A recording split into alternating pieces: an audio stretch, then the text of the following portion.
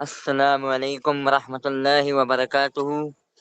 الحمد للہ رب العالمین، الصلاۃ والسلام علیک یا سید الانبیاء مرسلین وعلی آلہ وصحبہ اجمعین۔ بسم اللہ الرحمن الرحیم۔ تمام سننے والوں کا خوش آمدید۔ آج کی جو اسٹریم ہے ہماری، ہم پھر سے وہی موضوع جو ہم نے اس کے پہلے جس کی شروعات کی تھی 2 اسٹریم قبل، وہی ٹاپک وہی موضوع آج پھر ہے۔ جیسا کہ آپ لوگ اپنی اسکرین پر دیکھ پا رہے ہوں گے کہ ہمارا ٹاپک ہے why Islam is the best religion to follow. اسلام ہی کیوں سب سے بہترین اور سب سے بیسٹ ایک دین ہے جس کو کہ فالو کرنا چاہیے، جس کے اندر تمام زندگی بتانے کے موضوعات موجود ہیں کہ جن کے اوپر زندگی گزار کر کے ہم اس دنیاوی زندگی میں، اور اس دنیاوی زندگی سے زیادہ آخرت کی جو زندگی ہے، چونکہ یہ جو زندگی ہے یہ چند دنوں کی ہے۔ آج کل ایوریج ایج کیا ہے لوگوں کی؟ 50 سال، 60 سال، 70 80 سال، زیادہ سے زیادہ، اس سے زیادہ تو ہوگی نہیں، ہے بھی نہیں۔ پہلے وہ زمانہ گزر گیا جب لوگ 100 سال اور 110 سال 20 سال جیا کرتے تھے۔ آج کل تو بڑی چھوٹی سی زندگی ہے، لیکن جو آخرت کی زندگی ہے وہ بہت طویل ہے، بہت سے بھی زیادہ طویل ہے۔ اس لیے ہمیں اس جو زندگی ہے وہ زندگی کے لیے کام کرنے کی ضرورت ہے، کیونکہ ہمارے عمل یہ ڈیسائیڈ کریں گے کہ ہم آگے ہماری زندگی کس طریقے سے گزرے گی۔ جو ہمارے پاس اللہ نے 50 60 سال کی زندگی دی ہے، 70 سال کی زندگی دی ہے، اس زندگی کے اوپر ڈیپینڈ کرتا ہے کہ ہماری وہ ہزاروں لاکھوں سال جب تک قیامت قائم نہیں ہو جاتی تب تک کی زندگی کیسی ہوگی، اور قیامت کے بعد کی جو زندگی ہے وہ کیسی ہوگی۔ وہ ہم جنت میں رہیں گے یا جہنم میں رہیں گے، یہ اس ایگزامینیشن ہال کے رزلٹ پہ ڈیسائیڈ ہوگا، اور ڈیسائیڈ کرنے والا اللہ خود ہے۔ تو اس کے پہلے پچھلی 2 اسٹریمز میں نے بہت ساری موضوع پر بات کی، جو بہت سارے احکام ہیں اسلام کے، اس پر بات کی کہ اسلام نے کس طریقے سے ایک رہنمائی ہمیں دی ہے جو کہ ہمیں اسلام سے پہلے نظر نہیں آتی، کہ کس طریقے سے آپ نے لوگوں سے ملنا ہے، کس طریقے سے اپنے آپ کو سب سے پہلے صاف کرنا ہے، صفائی کس طریقے سے ہوگی، عبادت کس طریقے سے ہوگی، اور عبادت کس طریقے سے ہوگی اس سے پہلے عبادت کس کی ہوگی؟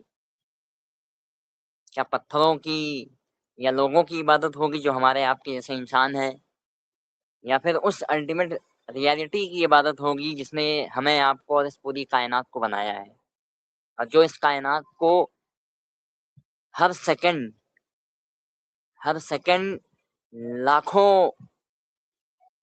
کلومیٹر کی اسپیڈ سے اور آگے بڑھاتا جا رہا ہے، وسعت دیتا جا رہا ہے۔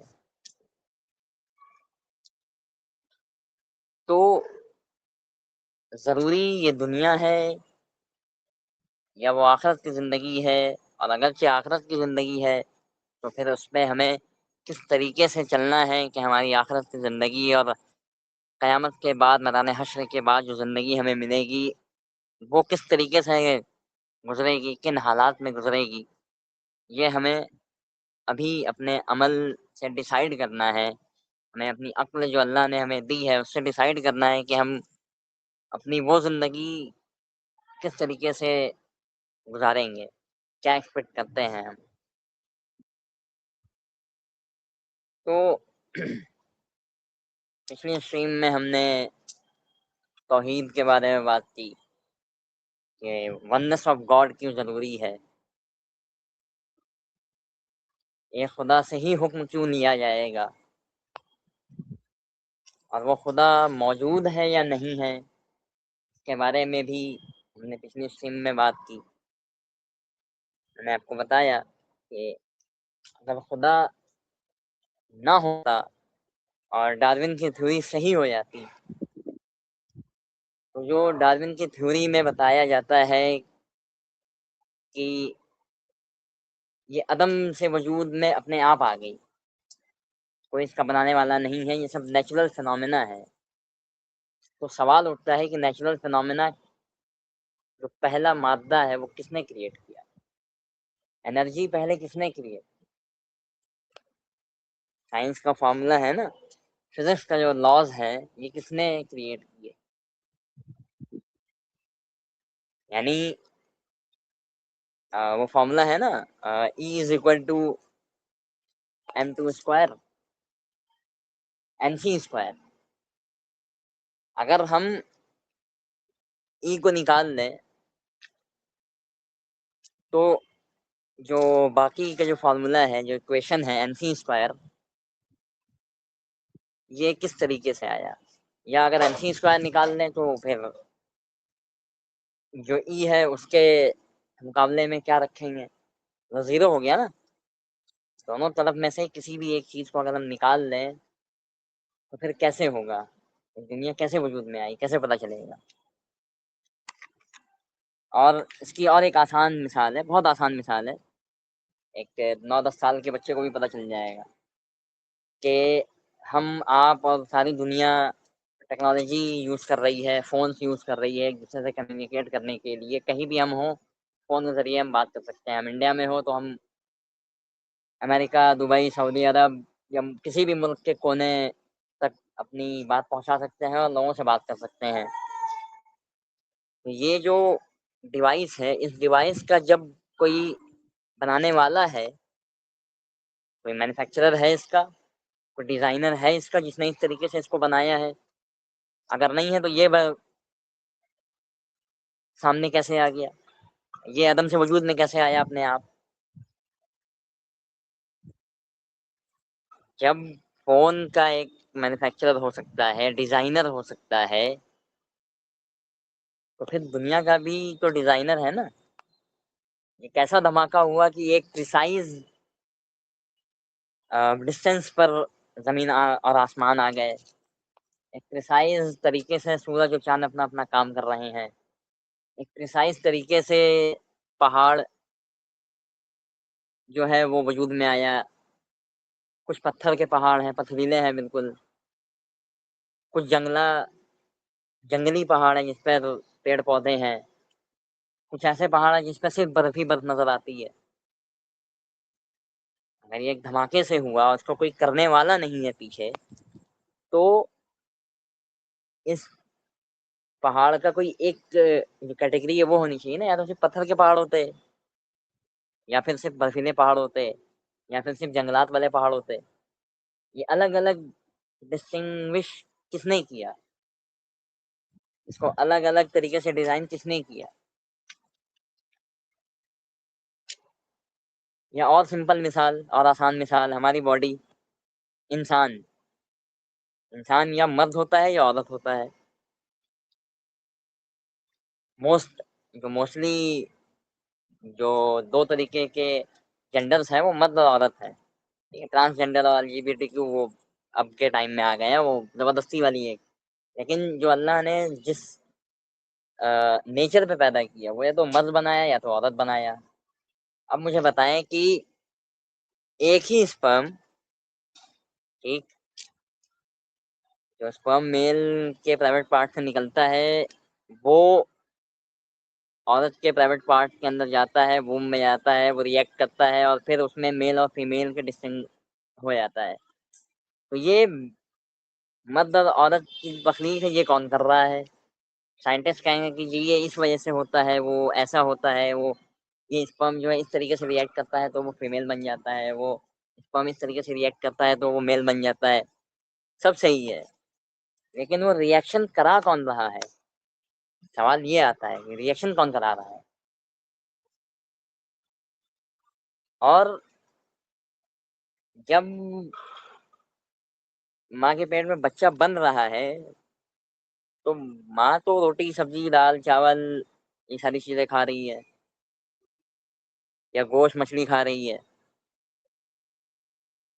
وہ ہڈی اور وہ وینز اور وہ خون تو پی نہیں رہی ہے کہ جس سے آپ کہیں کہ بھائی چونکہ وہ خون پیتی ہے لہذا خون باڈی کے اندر آ گیا، چونکہ ہڈی کھا رہی ہے لہذا ہڈی بن گئی. وینز کاٹ کاٹ کے کھا رہی ہے اس لیے وہ وینز بچے کے اندر آ گئے. اور پھر جب بچہ پیدا ہوتا ہے اس کے ترنت بعد اسی دال روٹی چاول گوشت مچھلی سے اس کے چھاتیوں میں دودھ آتا ہے، دودھ آنا لگتا ہے جیسے ہی بچہ پیدا ہوا.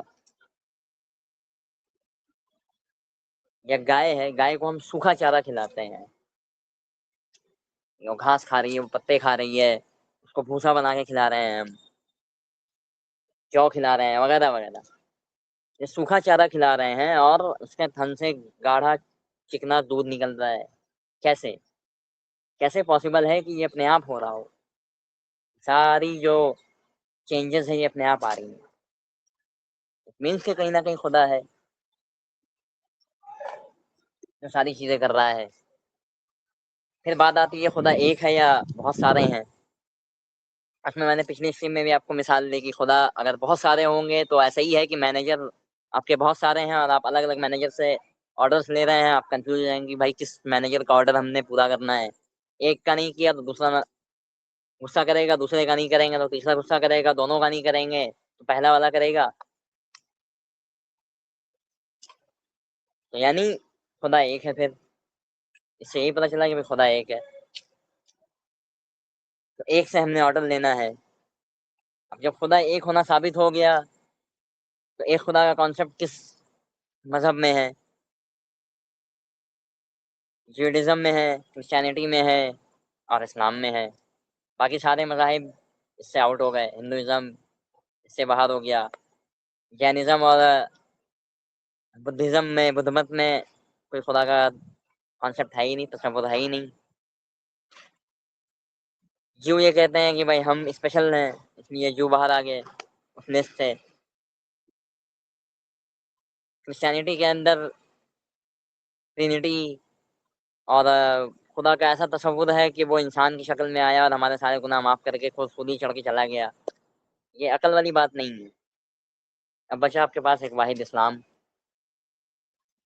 اسلام نے بہت پریسائزلی ساری چیزوں کو الگ الگ کیا، ساری چیزوں کے بارے میں ہمیں بتایا کہ بھائی یہ چیز ایسے ہے، یہ چیز ایسے ہے، یہ چیز ایسے ہے، یہ کام اپنے ایسے کرنا ہے،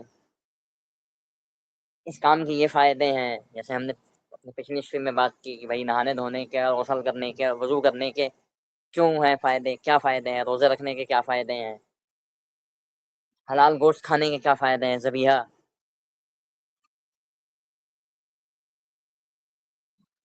ٹھیک ہے نا؟ تو اسلام ہی میرے بھائی ایک ایسا مذہب ہے جس نے ساری چیزیں ڈیٹیل سے ہمیں بتا دیں. اور نبی صلی اللہ علیہ وسلم نے محض 23 سالہ نبوت کی زندگی میں 23,000 سال کا پیکج دے دیا ہے ہمیں.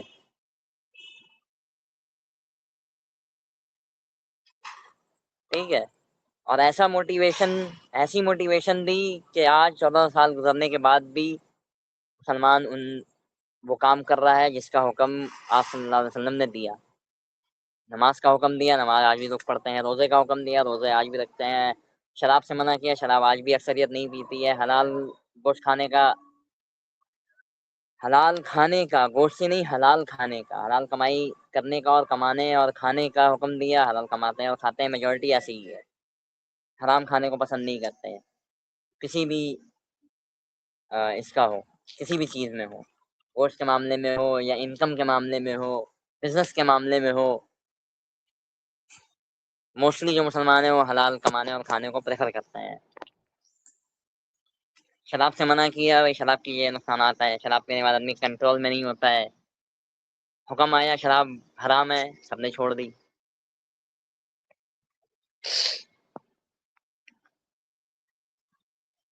اور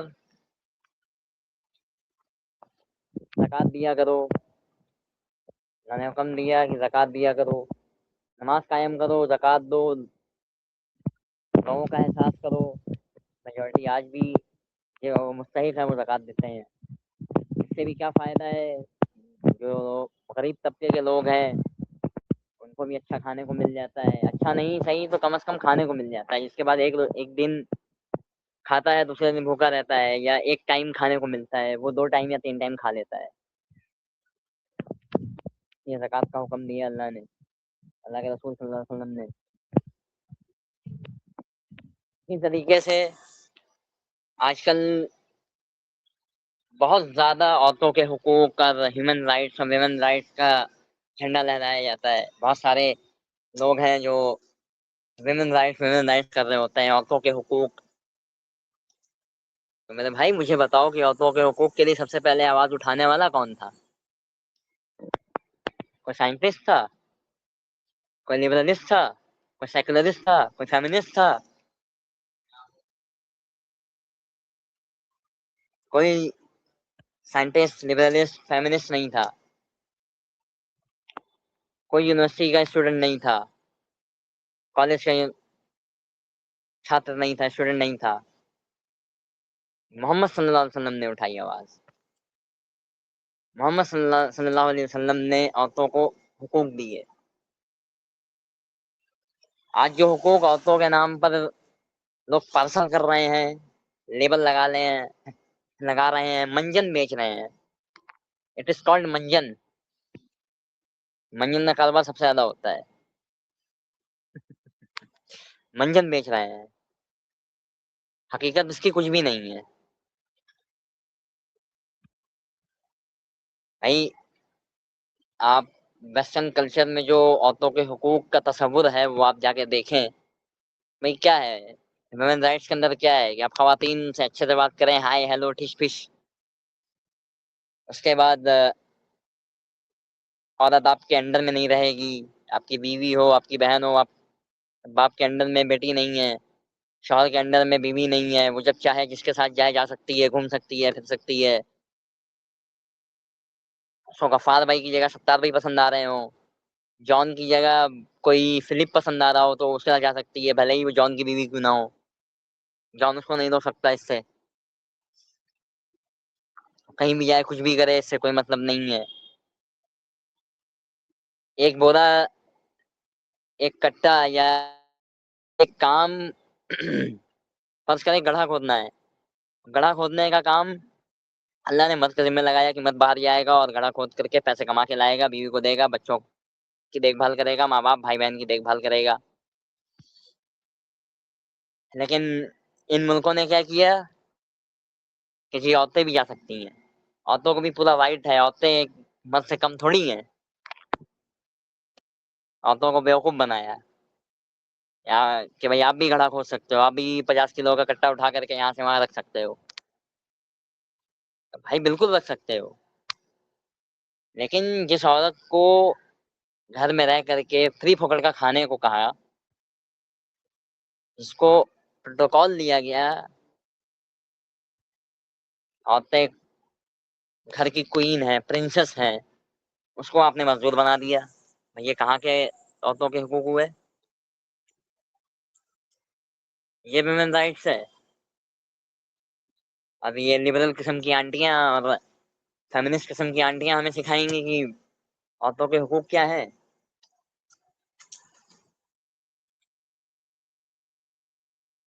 عورتوں کے حقوق نبی صلی اللہ علیہ وسلم نے، اللہ رب العزت نے قرآن مجید میں بتا دیے کہ کیا حقوق ہیں، کیا حق ہے عورت کا اس معاشرے کے اندر، اس سوسائٹی کے اندر۔ اور وہ بھی اس قوم کو سکھایا، اس قوم کو اس عورتوں کی رسپیکٹ کرنا سکھایا، عورتوں کو رسپیکٹ دینا سکھایا، اس قوم میں عورتوں کے لیے آواز اٹھائی جس قوم کے اندر عورتوں کو نجس سمجھایا جاتا تھا، لعنت کا سبب سمجھایا جاتا تھا، لائبلٹی سمجھی جاتی تھی. اس قوم کو نبی کریم صلی اللہ علیہ وسلم نے عورتوں کے حقوق سمجھائے اور عمل کروا کے دکھایا دنیا کو. اب جائیں وہ قوم آج سے 1400 سال پہلے، اسلام آنے سے پہلے، کسی بھی عرب کے یہاں پر بچے پیدا ہوتے تھے، عورت یعنی لڑکی پیدا ہوتی تھی تو وہ اس کو زندہ دفن کراتے تھے قبرستان میں. وہ قبرستان آج بھی موجود ہے، وہ قبرستان مکے میں آج بھی موجود ہے، اور اللہ کا ایسا معجزہ ہے اس زمین کے اوپر کہ آج تک 1400 سال ہو گئے، کتنے ہی حکومت آئی، کتنے ہی لوگ آئے، کتنے ہی اچھی سے اچھی ٹیکنالوجی سعودی گورنمنٹ کے پاس ہے، آج بھی اس زمین پہ کھدائی نہیں ہو سکتی. اللہ نے اس کو باقی رکھا ہے عبرت کا نشان بنا کر کے ان لبرل اور فیمنسٹ عورتوں کے لیے، ویسٹرن کلچر کے لیے، جو ویسٹرن کلچر سے متاثر ہو کر کے عورتوں کے حقوق کی بات کرتے ہیں، اور جو عورت کو دراصل گھر کا باغی اور غلام بنانا چاہتے ہیں، ان لوگوں کے لیے مثال رکھی ہے، عبرت کا نشان رکھا ہے. اس لیے ہزاروں دفعہ کوشش کی ہوگی سعودی گورنمنٹ نے، آج بھی اس زمین پہ کام نہیں ہوتا، آج بھی اس زمین کے اوپر کام نہیں کیا جا سکتا، کچھ نہیں بنا، وہ زمین آج بھی ویسے ہی خالی پڑی ہے.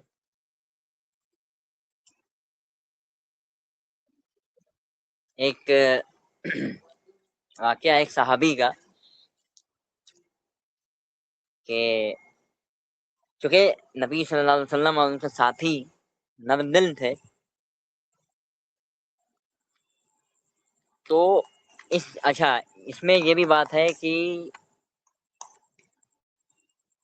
عرب اپنے آپ کو اپنی سخت دلی کے اوپر بڑا فخر کیا کرتے تھے.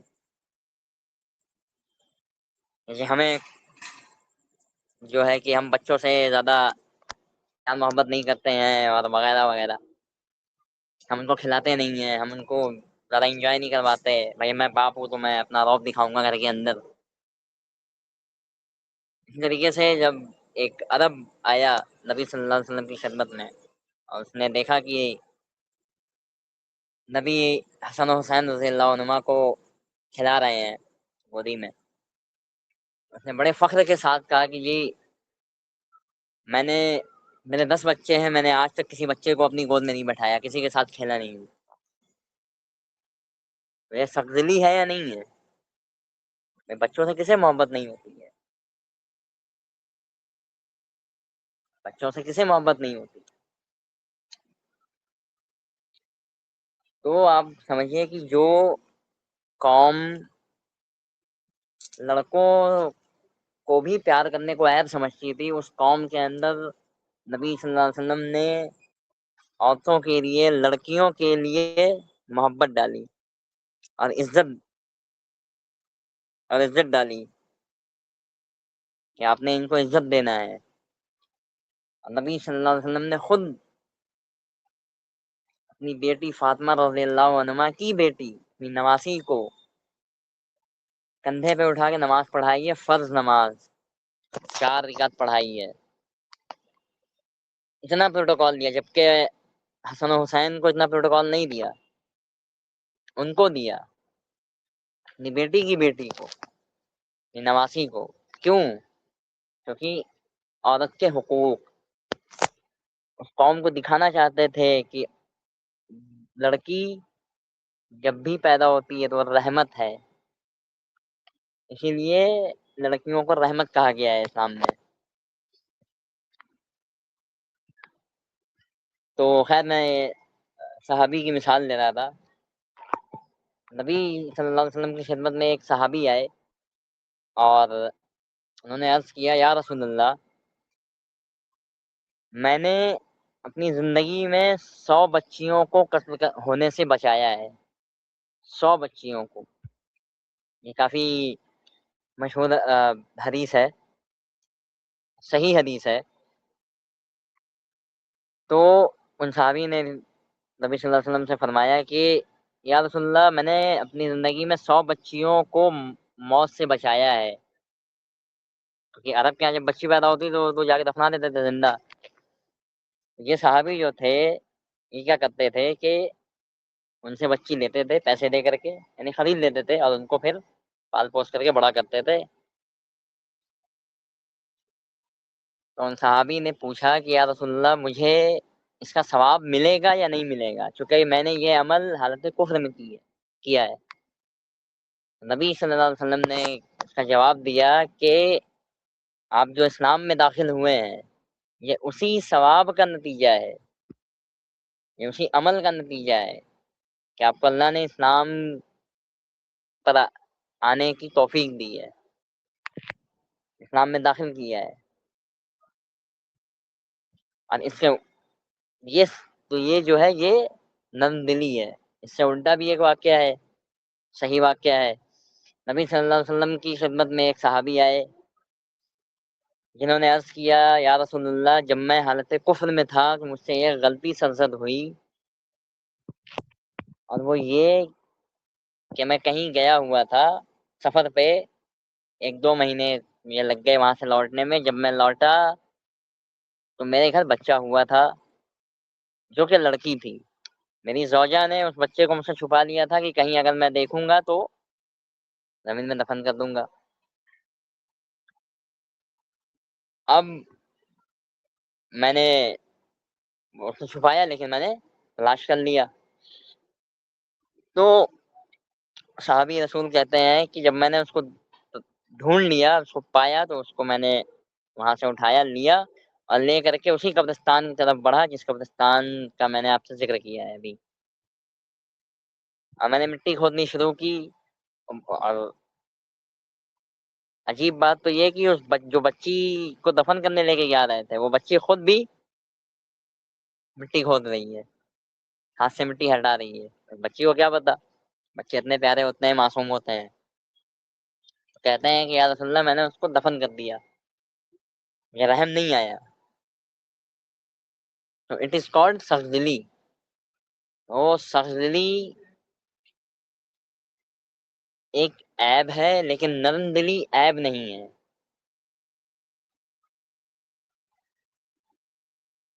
صحیح ہے، نرم دلی عیب نہیں ہے۔ اور یہ نرم دلی نبی صلی اللہ علیہ وسلم نے اس قوم کو سکھائی جس قوم کے اکثر لوگ سخت دل تھے، ابو لہب اور ابو جہل جیسے تھے۔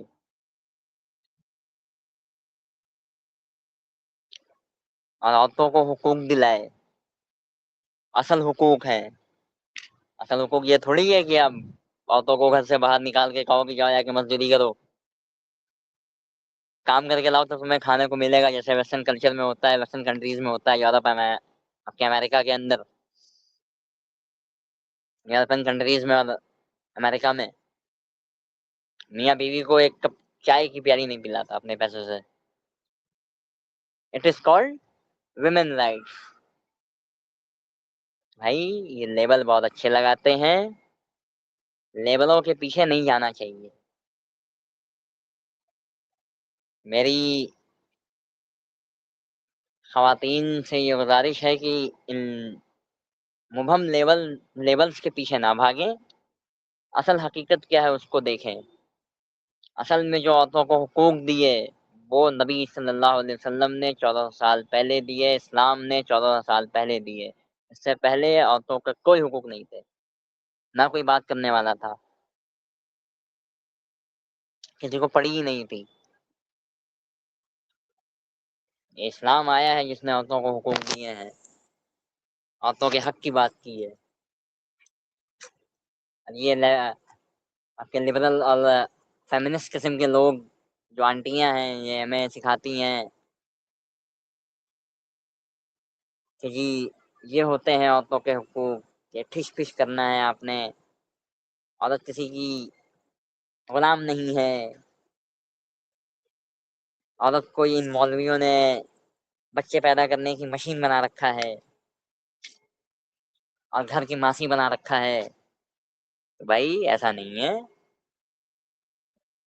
ٹھیک ہے، آپ ہمیں نہ سکھائیں عورتوں کے حقوق کیا ہے، عورتوں کو کیا کرنے کا کام ہے، کیا نہ کرنے کا کام ہے۔ یہ ایسا ہی ہے کہ کوئی ہندو آ کر کے بتائے کہ بھائی توحید بتاتا ہوں میں تمہیں، توحید کیا ہے، عقیدہ توحید کیا ہے، ونس آف گاڈ کیا ہے۔ یہ لطیفے ہیں، یہ لطیفے کسی اور کے سامنے سنایا کرے، ہمارے سامنے نہ سنائے۔ تو خیر یہ بھی ایک بہت بڑی اسلام کے برحق ہونے کی دلیل ہے کہ جس طریقے سے اسلام نے عورتوں کو حقوق دلائے، اور صرف عورتوں کو ہی حقوق نہیں دلائے، ہیومن رائٹس کی بھی بات اسلام نے سب سے پہلے کی۔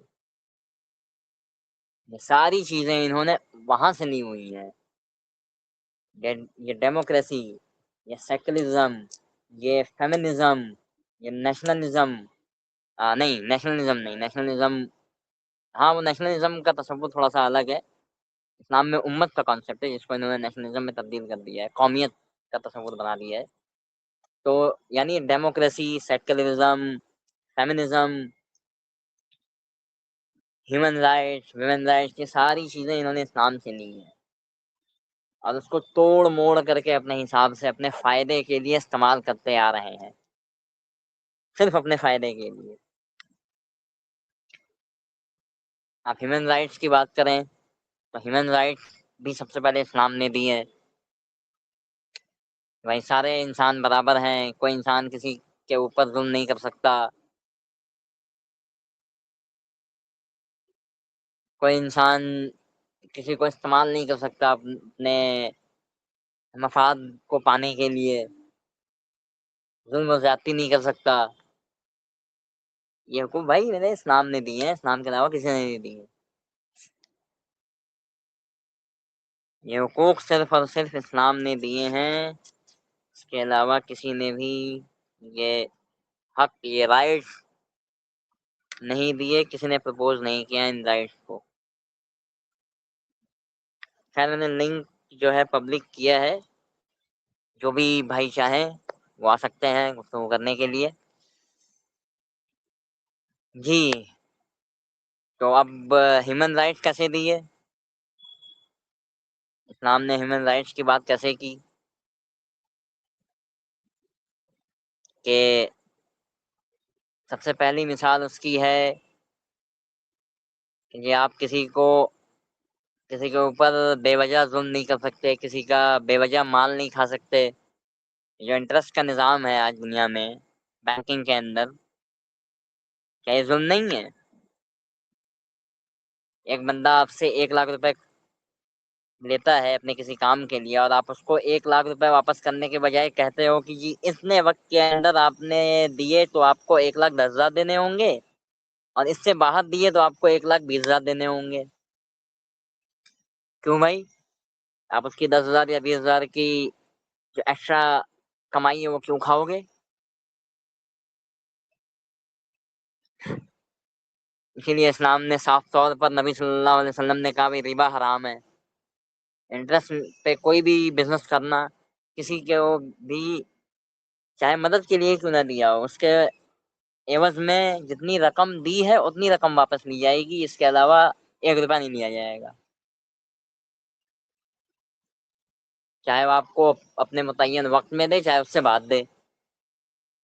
پھر اس کے رولز بعد میں modern Islamic banking and finance میں بنائے گئے ہیں۔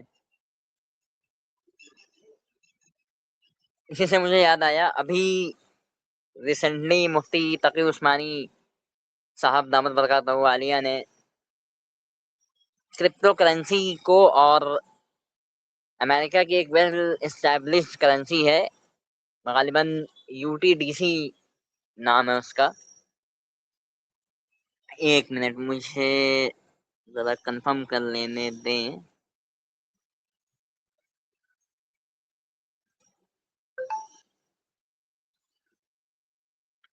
کہ یہی ہے یا اور کچھ ہے۔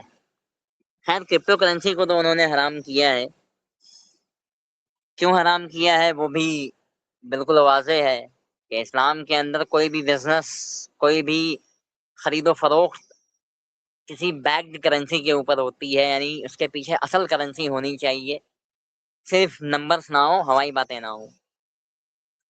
صحیح ہے. تو اس لیے مفتی تقی عثمانی صاحب نے اس کرنسی کو حرام قرار دیا ہے، اور اس کی وجہ بھی بالکل واضح ہے. کیونکہ جو ابھی ہم پیسے استعمال کرتے ہیں، حالانکہ یہ موضوع سے ہٹ کے بات ہو رہی ہے لیکن آ گئی ہے تو میں کر لیتا ہوں، کہ جو ابھی ہم کرنسی یوز کر رہے ہیں عام طور سے، وہ گورنمنٹ سونے کے عوض میں چھاپتی ہے. یعنی اگر گورنمنٹ کے پاس 200 کروڑ کی مالیت رکھنے والا سونا موجود ہے تو ہی وہ 200 کروڑ کے نوٹ چھاپتی ہے، یا اس سے کم نوٹ جو ہے چھاپتی ہے پبلک کو دینے کے لیے. بینک رکھتا ہے اور پھر وہ لوگوں کے درمیان سرکولیٹ ہو رہا ہوتا ہے. لیکن جب ایک کرنسی جس کے پیچھے کوئی بیک کرنسی ہی نہیں ہے، تو اگر کوئی فراڈ ہوتا ہے یا کچھ بھی معاملہ اگر پیش آئے گا تو پھر کیسے اس کو ڈیل کیا جائے گا؟ ٹھیک ہے نا. اب اس کو ایک مثال سے سمجھے کہ آپ نے 1 لاکھ کا، آپ کے پاس 1 لاکھ روپے تھے، آپ نے کرپٹو کرنسی جو ہے وہ آپ کو مل رہی ہے 70,000. 1 لاکھ روپے میں، اصل روپے میں 70,000 کرپٹو کرنسی مل رہی ہے. آپ نے خرید لی اور آپ کے جیسے بہت سارے لوگوں نے خرید لی. اب وہ کرنسی کے ریٹ جو شیئر ہے وہ اوپر گیا. ٹھیک. اب اوپر جا رہا ہے، 70,000 سے 80,000 ہو گئے، 80,000 سے 90,000 ہو گئے، قیمت بڑھتی جا رہی ہے. یعنی وہ 70,000 کرپٹو کرنسی جو ہے وہ 1,10,000 میں ملے گی، پھر 1,20,000 میں ملی، پھر 1,30,000 میں ملی. آپ کو سمجھ میں آ رہا ہے کہ یار میں نے 1 لاکھ انویسٹ کر کے مجھے 20,000 روپے کا فائدہ ہو گیا، 25,000 کا ہو گیا، 30,000 کا ہو گیا. صحیح ہے. تو جب اس کے عوض میں کوئی بیک کرنسی نہیں ہوگی، تو جب مارکیٹ گرے گی، اور یہ لوگ گراتے ہیں، یہ اسکیم کرنے کا بہت سمپل سا اور ٹیکنیکل طریقہ ہے، بہت ہی صاف دکھنے والا مگر بہت ہی پیچیدہ مسئلہ ہے. آپ کو لگا کہ بھائی 1,20,000 روپے کی کرنسی ہو گئی ہماری اوریجنل کرنسی کی جو ویلیو ہے وہ 1,20,000 روپے ہو گئی. آپ نے بیچ دیا، اگلے 1 2 4 بندوں نے بیچا. جو بندہ اس چیز کو سرکولیٹ کر رہا ہے، جو سسٹم اس پر چل رہا ہے، لوگوں کی نگاہیں، جو بھی اس کو چلانے والا بندہ ہے، وہ یہ ساری چیزیں دیکھ رہے ہیں. چونکہ کوئی کرنسی پیچھے نہیں ہے، اس لیے اس کی قیمت گرانے میں ان کو کوئی فرق نہیں پڑے گا. ان کا تو لاس ہو نہیں رہا ہے. ایک سے نمبر ہے، 2 لاکھ، 3 لاکھ، 4 لاکھ، اس طریقے سے نمبرس ہیں. تو جب وہ 1,20,000 جو آپ کی اوریجنل رقم تھی، جس میں 70,000 US کرپٹو کرنسی مل رہی تھی، یعنی آپ نے 1 لاکھ کی خریدی، 1 لاکھ روپے کی کرنسی، 70,000 کرپٹو کرنسی خریدی، اوریجنل پیسے دے کے 70,000 کرپٹو کرنسی خرید لی. اب اس کی قیمت 1,20,000 ہو گئی. آپ نے بیچنا چاہا، اس کی قیمت ترنت 90,000 پہ آ گئی. آپ کا 10,000 روپے کا لاس ہوا یا نہیں ہوا؟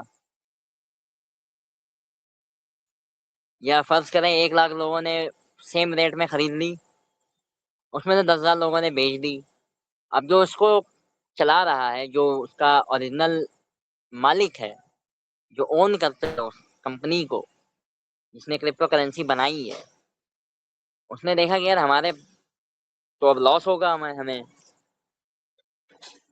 اس نے ترنت شیئر ویلیو گرا دی. اس نے ایک نیا پرپوزل دیا کہ بھائی 90,000 میں 70,000 آپ کو ملے گی. 90,000 اوریجنل کرنسی دے کے آپ کو 70,000 کرپٹو کرنسی حاصل ہو جائے گی. آپ کا 10,000 روپیہ لاس ہوا کہ نہیں ہوا؟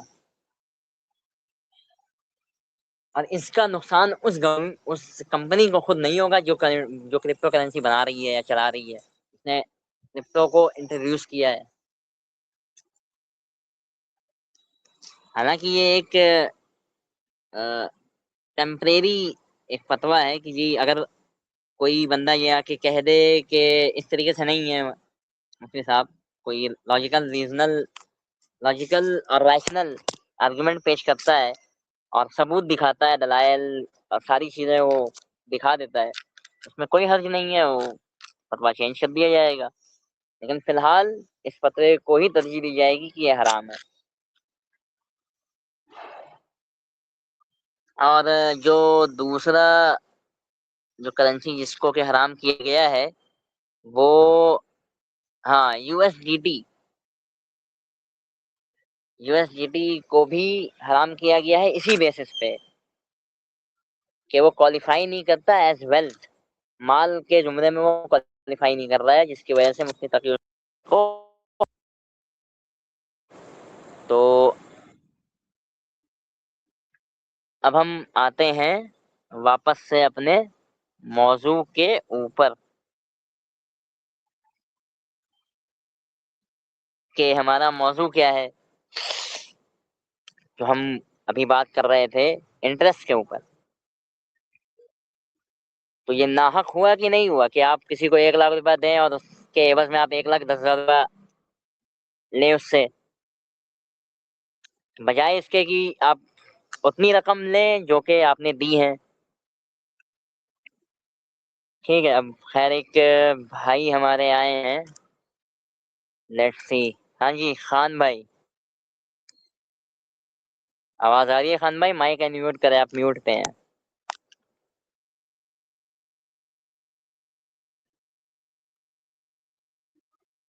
بھائی شاید آواز نہیں جا رہی ہے ان کو، پھر سے جوائن کریں بھائی۔ جی تو ہم بات کر رہے تھے انٹرسٹ کے اوپر، اسی طریقے سے اور بھی بہت سارے مسئلے ہیں۔ یہ ہیومن رائٹس کا ایک پہلو میں نے دکھایا، ایک چیز دکھائی میں نے آپ کو بتائی جو کہ اس طریقے سے ظلم۔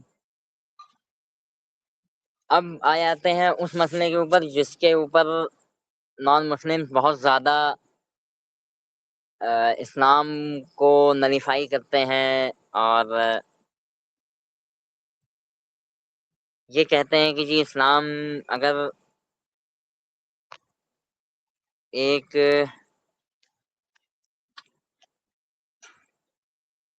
امن پسند مذہب ہے تو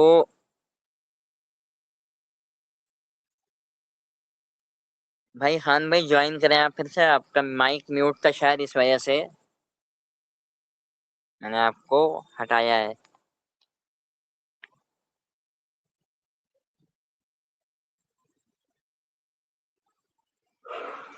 ہاں جی تو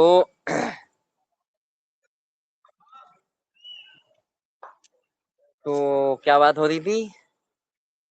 جی وہ اعتراض کے اوپر جو نان مسلم اعتراض کرتے ہیں کہ غلامی کو کیوں باقی رکھا ہے اسلام نے۔ تو میرے بھائی غلامی کا وہ تصور نہیں ہے اسلام میں جو نان مسلمس کے یہاں پر ہے، جو یورپین اور ویسٹرن کنٹریز میں تھا، ان کو جانوروں کی طرح ٹریٹ کیا جاتا تھا، کوئی حق نہیں تھا ان کا۔ اسلام نے اس سارے کانسیپٹ کو چینج کیا، اور یہ غلامی کا تصور کیوں باقی رکھا، اس کی میں پہلے وضاحت کرتا ہوں۔ اس کی وضاحت علماء اکرام نے ہزاروں دفعہ کر رکھی ہے، میں پھر سے اس کی وضاحت کر دیتا ہوں کہ کیوں باقی رکھا اسلام نے اس چیز کو۔ اس وجہ سے باقی رکھا کہ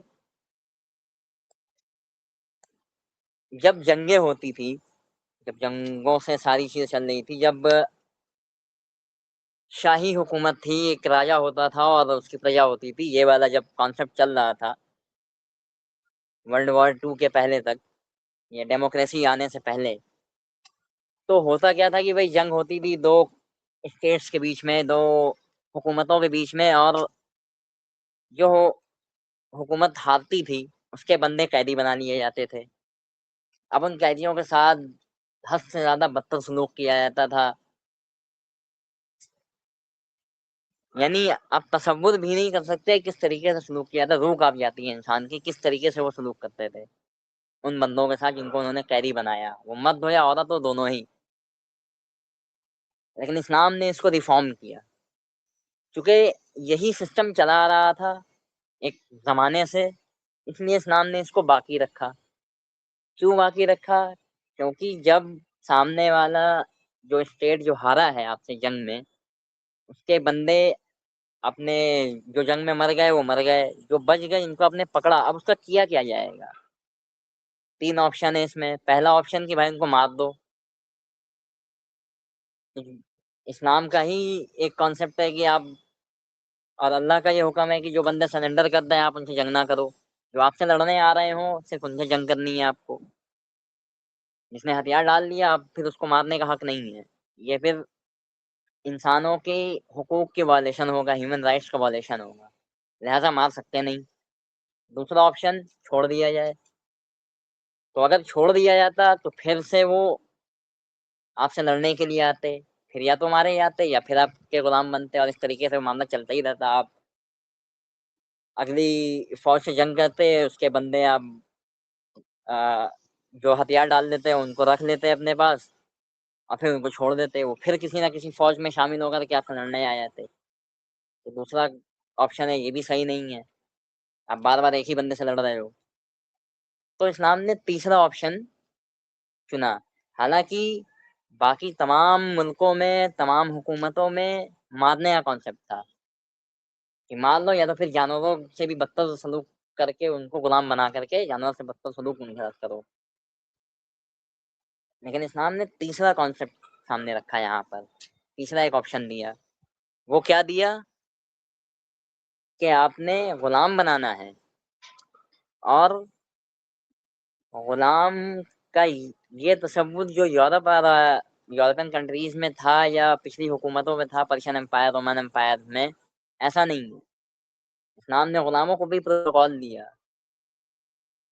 اس کو آپس میں تقسیم کر دو، ارے 50 غلام ہیں تو 50 الگ الگ لوگوں کو دے دو، وہ ان سے کام لیں گے، اپنے گھر کے کام کروائیں گے، جھاڑو پوچھا، سامان مارکیٹ سے لانا وغیرہ وغیرہ، ان کے کھانے کی، پینے کی، کپڑے کی، اور ہر ضرورت جو بیسک نیڈس ہیں ان کی ذمہ داری ان کے مولا پر ہوگی، جس کے انڈر میں وہ رہ رہے ہیں، جس کو اپنی سروس پرووائڈ کر رہے ہیں، یہ ان کے انڈر میں ہوگی، ان کی عزت ان کے انڈر میں ہوگی، ان کی زندگی اور موت کے حاکم وہ ہیں، اور ان کو زندگی کی حفاظت کرنا ان کی ذمہ داری ہے۔ کوئی اگر اگلا بندہ آ کر کے ان کو مارنے کی کوشش کرے گا تو مولا اس کو ڈیفینڈ کرے گا۔ سب سے پہلا جو حق دیا غلاموں کو وہ یہ دیا، ٹھیک۔ اب جو دوسرا حق دیا اسلام نے غلاموں کو، جو ایک پروٹوکول دیا، وہ یہ کہ آپ ان کو پڑھاؤ لکھاؤ، ان کو بڑا آدمی بناؤ، کیونکہ یعنی مولا اور غلام کو باپ بیٹے کی طرح اسلام نے رکھا، کہ مولا جو ہے وہ باپ کی جگہ ہو گیا، غلام جو ہے وہ بیٹے کی جگہ ہو گیا۔ تو بیٹا جتنا بھی سکسیسفل ہو جائے لائف میں، وہ اس کے کامیابی کا جو یہ کریڈٹ ہے، جو شرے ہے، وہ اس کے مولا کو، یعنی اس کا جو مزاجی باپ ہے اس کو جائے گا، جس کے انڈر میں وہ رہ رہا ہے۔ دیکھیں بہت سارے تابعین، بہت سارے علماء، محدث، مفکر غلام رہے ہیں۔ اور تیسری چیز جو اسلام نے سب سے زیادہ جس کو اہمیت دی، وہ یہ کہ کوئی بھی غلطی ہوئی، کچھ بھی گناہ ہوا، آپ سب سے پہلے غلام آزاد کرو۔ آپ نے روزہ رکھا تھا، کس طریقے سے غلطی سے ٹوٹ گیا، آپ غلام آزاد کرو۔ آپ نے روزے کی حالت میں بیوی کے ساتھ انٹر کورس کر لیا، اب آپ کو غلام آزاد کرنا پڑے گا، اور یا ویسے ہی چاہو تو غلام آزاد کر دو۔ اچھا، اب اس کی لاجک کیا ہے کہ آپ نے غلام بنا کے اس سے کام لیا اور پھر بعد میں آپ نے اس کو چھوڑا؟ اس کی لاجک یہ ہے کہ جب بندہ کوئی بھی ہو آپ کے ساتھ رہ گیا، وقت اس نے گزارا ہے، وہ 24 گھنٹے آپ کے ساتھ ہے، آپ کے کام کر رہا ہے، تو وہ اسلام کو بھی جان گیا، آپ کے کیریکٹر کو بھی جان گیا، صحیح ہے نا؟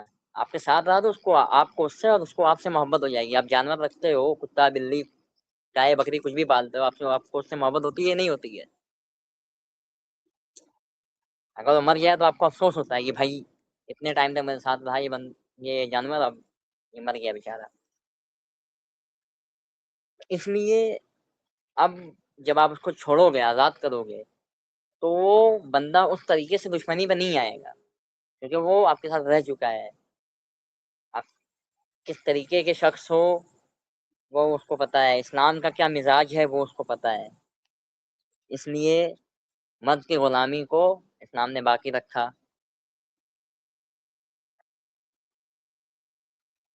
اور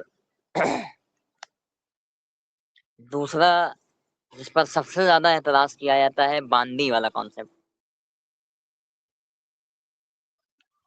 اس کی بھی وضاحت ہزار دفعہ کی جا چکی ہے، لیکن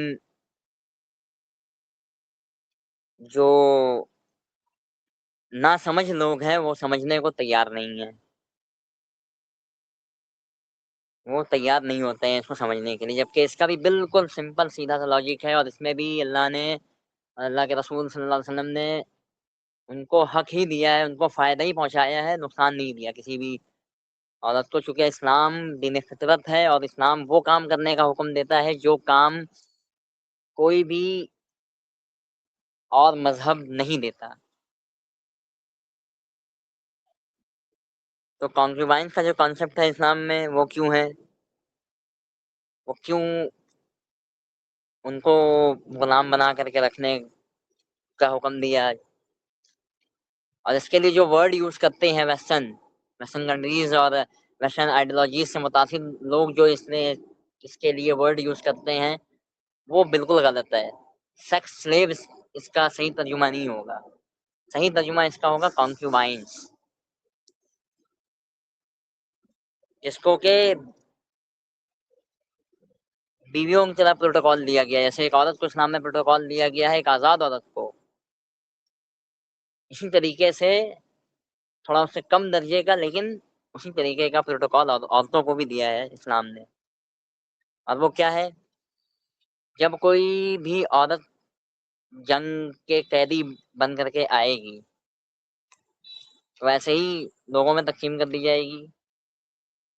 لوگ اس سے اپنا ہر بندے کو ایک ایک جو ہے باندی دے دی جائے گی. اب وہ اس سے اپنی ضرورت پوری کرے گا. وہ جھاڑو ہے، پوچھا ہے، کھانا بنانا ہے، بچوں کو سنبھالنا ہے، جو گھر کے کام ہوتے ہیں وہ گھر کے کام اس سے وہ لے گا. بازار کے بھی کام لے گا اگر لینا چاہے تو. اعتراض جو اٹھتا ہے وہ اس چیز پہ اٹھتا ہے جس کی وجہ سے سیکس سلیو نام رکھ دیا گیا ہے اس کو، جو کہ بالکل صحیح نہیں ہے. وہ اس لیے کہ ہم بستری کرنا اسے جائز کر دیا اسلام نے. لیکن صرف اتنی سی بات لی ویسٹرن آئیڈیالوجیز کے لوگوں نے اور الٹی سوچ رکھنے والوں نے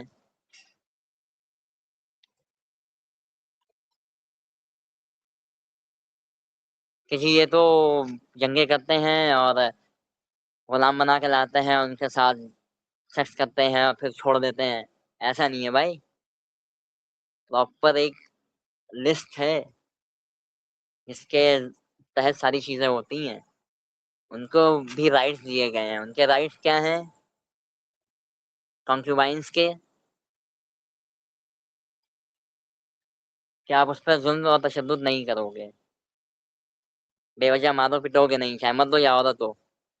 غلام کو ہاتھ نہیں لگا سکتے. ہاں، غلام اپنی آقا کی مرضی کے بغیر کہیں جا نہیں سکتا. یہ ہے، یہ ایسے ہی ایسے بیٹا یا بیٹی اپنے باپ کی مرضی کے بغیر کچھ کر نہیں سکتا. اس کو کہیں جانا ہے تو وہ باپ سے پہلے پوچھے گا ہاں جی ابا مجھے یہاں جانا ہے. باپ کہے ہاں ٹھیک ہے جاؤ تو جاؤ، ورنہ نہیں جاؤ، بات ختم، گھر میں رہو. اور رہ گئی سیکس کرنے کی بات، تو یہ جو تصور ہے یہ ویسٹرن کنٹریز میں بھی ہے. ایسا تو ہے نہیں ویسٹرن کنٹریز میں نہیں ہے. ویسٹرن کنٹریز میں اس سے برا ہے. کوئی رائٹس نہیں ہے باندیوں کے، لیکن اسلام نے رائٹس دیے ہیں. اسلام نے کیا کہا؟ اسلام نے کہا اگر آپ نے کسی بھی اپنی باندی سے سیکس کر لیا اور بچے پیدا ہو گئے تو پھر اس کا وہی حق ہوگا جو آپ کی بیوی اور آپ کے بچے کا ہے. وہ بچہ حلال ہوگا، وہ آپ کا بیٹا کہلائے گا یا بیٹی کہلائے گا. اس کو وراثت میں وہی حصہ ملے گا جو آپ کے باقی بچوں اور بچوں کو ملے گا. اور اس باندی کو بھی وہی حصہ ملے گا جو آپ کی بیوی کو ملے گا. اور جیسے ہی آقا جو ہے دنیا سے گیا، وہ مرا، جیسے مرا ویسے ہی وہ باندی جو ہے، جو ابھی تک غلام تھی، ویسے ہی وہ باندی آزاد ہو جائے گی، ایک آزاد عورت کی طرح زندگی گزارے گی۔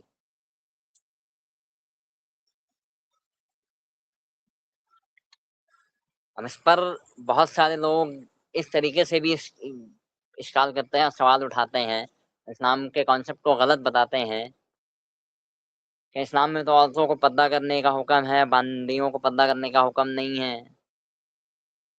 تو یہ کہاں سے ایکویلٹی ہوئی؟ بھائی وہ غلام ہے اور وہ بیوی ہے کسی بھی شخص کی، غلام اور باندی میں فرق کرنے کے لیے یہ چیزیں رکھی گئی ہیں، لوگوں کو سمجھ میں آئے کہ یہ غلام ہے، یہ اس کی اپنی بیوی ہے۔ صحیح ہے؟ تو میرے بھائی، اور میں تمام ان لبرل اور سیکولر لوگوں سے کہتا ہوں، اور تمام جو غیر مسلم ہیں ان سے کہتا ہوں کہ بھائی اسلام دین فطرت ہے، اسلام نے جو حقوق دیے ہیں لوگوں کو، اس طریقے سے ایک ایک چیز کی ڈیٹیل اسلام نے دی ہے اور اللہ نے اس کو محفوظ کر دیا ہمیشہ کے لیے، سارے واقعات، حد، کنڈیشن نبی صلی اللہ علیہ وسلم کی 23 سالہ زندگی میں اللہ نے ان کو دکھا دیے، اور ان پر کیا عمل کرنا ہے اس کے مطابق، اور ساری عمل کر کے نبی صلی اللہ علیہ وسلم نے دکھا دیا، اور ایک ایگزامپل دے دیا ہمیں کہ جی اس مسئلے پہ آپ نے اس طریقے سے کرنا ہے، اس مسئلے پہ آپ نے یہ عمل رکھنا ہے، اس مسئلے پہ آپ نے یہ عمل رکھنا ہے۔ صحیح ہے؟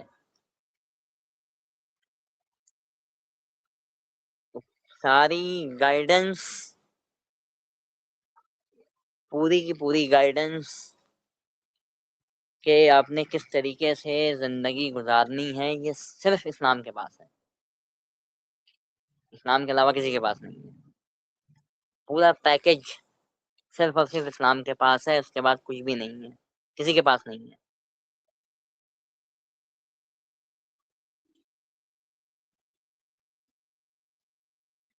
تو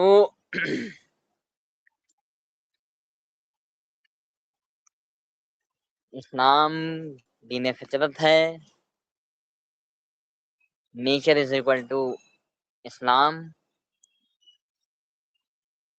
اگر آپ اسلام کو فالو کریں گے، پہلے تو آپ اگر خدا کو مانتے ہیں تو وہ خدا ایک ہے، پھر اس کے بعد جب آپ نے مان لیا کہ خدا ایک ہے تو خدا کی ماننی پڑے گی، خدا کی باتیں کیا ہیں؟ جو باتیں خدا نے کی وہ یہ کی کہ ہم نے دنیا کے اندر اپنے نائب مقرر کیے، الگ الگ وقتوں میں الگ الگ نائب مقرر کیے، اور جس میں سب سے آخر میں ہم نے محمد ابن عبداللہ صلی اللہ علیہ وسلم کو اس دنیا میں بھیجا۔ الگ الگ نائب کو مقرر کرنے کی ضرورت کیا پڑی؟ ضرورت اس لیے پڑی کہ وہ جو میسج میں نے اپنے ایک پیغمبر کے ذریعے لوگوں تک پہنچایا تھا، لوگوں نے اپنی نفس کو اپنا مالک، اپنا خدا، اپنا معبود بنا لیا، اور اس میسج کو انہوں نے پیچھے پھینک دیا، چھوڑ دیا، جس وجہ سے ضرورت آئی کہ ہم اس زمین پر پھر سے اپنا نائب، اپنا نبی بھیجیں۔ اور اب اس کے بعد آخری نبی صلی اللہ علیہ وسلم کے بعد جو آخری پیغمبر ہے، اس کے بعد اور کوئی نبی کیوں نہیں آئے گا؟ کیونکہ پچھلی قوموں اور ان کی کتابوں کے بارے میں اللہ نے وہ نہیں کہا جو اس کتاب اور اس مذہب کے بارے میں کہا کہ اس کی حفاظت میں خود کروں گا، میری ذمہ داری ہے کہ میں اسلام کے جو احکام ہے قرآن کو باقی رکھوں قیامت تک کے لیے۔ اس لیے یہ آخری نبی آئے، اور آخری نبی کا آنا ضروری تھا، اور اس کے آگے کوئی نبی نہیں آئیں گے۔ تو میرے بھائی، اسلام سے خوبصورت، اسلام سے اچھا اور اسلام سے بہتر مذہب دنیا بھر میں کہیں نہیں ہے، کوئی نہیں ہے۔ جو مسلمان بھائی بہنیں بڑے بزرگ سن رہے ہیں اور آگے سنیں گے، ان سے میں کہوں گا کہ بھائی اسلام میں پیدا ہونے پر اپنے حبیب، اللہ کے حبیب ہمارے نبی صلی اللہ علیہ وسلم کی امتی ہونے پر فخر کرو، اور صرف فخر نہ کرو، حقیقی مسلمان بن کے دکھاؤ، نبی کے امتی ہونے کا حق ادا کرو،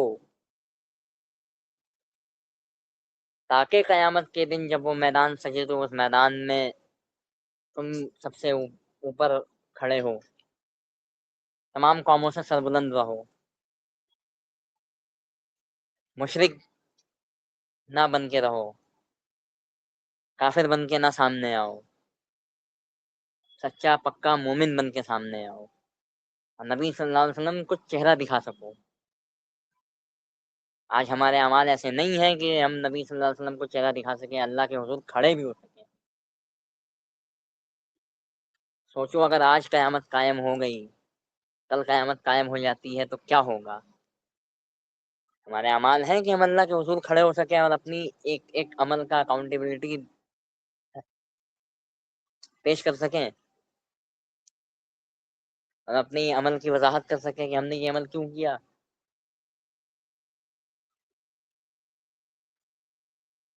میرے بھائی اس دنیا سے دل نہ لگاؤ، اس دنیا کے لیے جینا چھوڑ دو، جو ضروری چیزیں ہیں بس اس تک رکھو، دنیا کو دنیا کو اپنی اوقات میں رکھو۔ یہ دنیا مسافر خانہ ہے، یہاں سے ایک دن چلے جانا ہے۔ ہم سے پہلے ہزاروں لاکھوں کی تعداد میں بندے آئے اور اس دنیا سے چلے گئے، کوئی ملٹی نیشنل بلینئر اور ٹریلینئر بن کر کے، کھرب پتی بن کر کے رہا دنیا میں، لیکن ایٹ دا اینڈ وہ اسی 6x4 کی قبر میں جائے گا جس میں ایک رکشے والا گیا، ایک چائے بیچنے والا، ایک ٹماٹر کی ریڑھی لگانے والا گیا ہے۔ ہمارا انجام اور آپ کا انجام بھی وہی ہونا ہے۔ تو آخرت کو فوکس کرنا ہے ہم نے،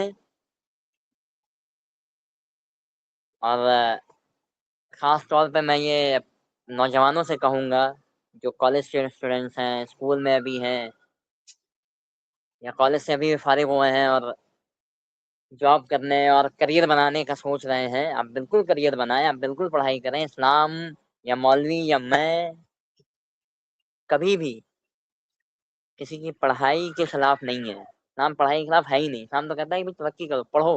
اسلام میں سب سے پہلے سورج جو نازل ہوئی نبی صلی اللہ علیہ وسلم پر وہ اقرا ہوئی، اقرا پڑھو، پڑھنے کو ترجیح دی گئی ہے، پڑھو اور لوگوں کو پڑھاؤ۔ نبی صلی اللہ علیہ وسلم نے کہا ہے دین سیکھو اور سکھاؤ، پہلے سیکھنے کا حکم ہے، سکھانے کا حکم بعد میں ہے، پہلے سیکھو۔ پڑھائی لکھائی ساری چیزیں آپ نے کرنی ہے، لیکن اسلام کو نہیں چھوڑنا، اللہ کے حکموں کو نہیں چھوڑنا، نبی صلی اللہ علیہ وسلم کی سیرت کو نہیں چھوڑنا، صحابہ کے طرز عمل کو نہیں چھوڑنا۔ مولوی جب تک ہماری سوسائٹی میں ان ہے تب تک ہم چلتے رہیں گے، جس دن مولوی ہماری سوسائٹی سے باہر گیا اس دن وہی حال ہوگا ہمارا جو یورپ امریکہ کا ہو رہا ہے، خودکشیاں ہوں گی، ڈپریشن میں جائیں گے ہم سارے کے سارے۔ جاپان اتنی ترقی کر چکا ہے لیکن جاپان میں سب سے زیادہ ریشیو ہے خودکشی کا۔ سوسائٹی سوئٹزرلینڈ اتنا خوبصورت دیش ہے، اتنا خوبصورت ملک ہے، سب سے زیادہ جو سوسائڈ ہوتا ہے وہ وہاں ہوتا ہے۔ گورنمنٹ اس سے بیزار آ چکی ہے، انہوں نے اپنے فیملی سسٹم کو تباہ کر رکھا ہے، انہوں نے صحیح اور غلط کا جو معیار ہے وہ خود سے سیٹ کیا ہے، لہٰذا یہ لوگ برباد ہو رہے ہیں، ان کی سوسائٹی برباد ہو رہی ہے، فیملی سسٹم برباد ہو رہا ہے، لبرلزم اور نیشنلزم اور فیمنزم کے نام پر یہ سوسائٹی تباہ و برباد ہو چکی ہے، اور یہ ہمیں بھی کرنا چاہتی ہے۔ لہٰذا ہوش کے ناخن لو اور مولوی کو اپنے گھروں کے اندر ان رکھو. گھروں سے مراد ہے کہ اپنے گیدرنگ میں ان رکھو. صحیح ہے، کیونکہ یہ مولوی ہی ہے جو کہ آپ کو بتاتا ہے بھائی صحیح کیا ہے غلط کیا ہے. اگر مولوی آپ کی زندگی سے باہر چلا گیا تو ختم. وہ جاپان اور سوئٹزرلینڈ والا ہمارا حال ہوگا، برباد ہو جائیں گے ہم، کسی کام کے نہیں رہیں گے. نہ ہماری فیملی رہے گی، نہ بچے رہیں گے، نہ دادیاں ہوں گی، نہ نانیاں ہوں گی، ٹھیک ہے، نہ پھپھو ہوگی، نہ ماموں ہوگے، نہ چاچا ہوگا، کوئی بھی نہیں ہوگا. جیسا حال ان کا ہے ابھی. گروتھ ریشیو کتنا جا رہا ہے. یہ مولوی ہے جو، یہ دین ہے، یہ اسلام ہے. مولوی بھی نہیں بلکہ دین اور اسلام ہے جو ہمیں ابھی بھی اپنی اصل پہ باقی رکھا ہوا ہے، اپنی فطرت پہ باقی رکھا ہے. شادیاں کرتے ہیں، پڑھائی لکھائی بھی کر رہے ہوتے ہیں، ہم شادیاں بھی کرتے ہیں، بچے بھی کرتے ہیں، ماں باپ کی عزت بھی کرتے ہیں. گھر میں دادا نانا نانی چاچا ماموں پھپھو بھائی بہن سب ہوتے ہیں. ان کے یہاں کوئی بھی نہیں ہے. 1000 گز کے بنگلے پہ فوکس کرو گے تو 1000 گز کے بنگلے کے ساتھ ایک جا کے دیکھ لو یورپ کے اندر ایک بڈھا یا بڑھیا بیٹھی ہوتی ہے ایک عدد کتے کے ساتھ. کوئی بچہ نہیں ہے ان کے یہاں پہ. 15-16 سال کا لڑکا ہوتا ہے، ٹاٹا بائی بائی کر کے چلا جاتا ہے. لڑکی 17-18 سال کی ہوتی ہے، مما ڈیڈی ٹاٹا بائی بائی، چلو بھائی. بوائے فرینڈ کے ساتھ غائب ہو گئی، گرل فرینڈ کے ساتھ غائب ہو گئی، ساری زندگی زنا کرتے ہیں. اس کے بعد 50-60 سال میں کہتے ہیں اب ہمیں شادی کر لینی چاہیے. ہم نے اب 1000 گز کا بنگلہ بنا لیا ہے، 4 ہمارے پاس لینڈ کروزر آ گئی ہے، اب شادی کر لیتے ہیں. میں کب بکتا ہوں، شادی کر کے کیا کرو گے اب. وہی مثال ہے کہ جب آپ کے پاس دانت تھے تو بادام خریدنے کے لیے پیسے نہیں تھے، اب جب بادام آ گئے تو دانت ہی نہیں ہے، کھاؤ گے کیسے. اس لیے میں نے بھائی تمام سننے والوں، آپ کے چھوٹے بھائی کی طرف سے ایک گزارش ہے کہ اسلام کو سمجھو اور اسلام اور دین کے بارے میں حلال و حرام کا فرق سکھانے والے لوگوں کو اپنی سوسائٹی میں ان رکھو. اس طریقے سے تم اس دنیا میں چاہے لوگوں کی نظر میں کامیاب ہو یا نہ ہو، بنگلہ گاڑی بنا پاؤ یا نہ بنا پاؤ، اس زندگی کے لیے تم کامیاب ہو جاؤ گے ہمیشہ ہمیشہ کے لیے. ہمیشہ ہمیشہ کی جو زندگی ہے اس میں تمہیں کامیابی ہی کامیابی ہے. ٹھیک ہے، میرا خیال ہے آج کے لیے کافی ہو گیا. 1 گھنٹے سے ہم اوپر چلے گئے ہیں، 7-8 منٹ تقریباً اوپر ہو گیا ہے. انشاءاللہ پھر ملاقات ہوگی. اللہ ہم سب کو سمجھنے کی، سننے کی، سمجھنے کی اور پھر سب سے زیادہ عمل کی توفیق عطا فرمائے. تمام فتنوں سے بچ کے رہو، ان تمام غلاظت بھری چیزوں سے اپنے آپ کو محفوظ رکھو. اللہ سے دعا کرا کرو کہ اللہ ہمیں اور ہمارے گھر والوں کو اور ہماری قوم کو ان تمام فضول کی چیزوں سے، ان فضولیات سے حفاظت فرمائے، ہمیں ہدایت عطا فرمائے. بہت شکریہ. جزاکم اللہ خیرا. السلام علیکم ورحمۃ اللہ وبرکاتہ.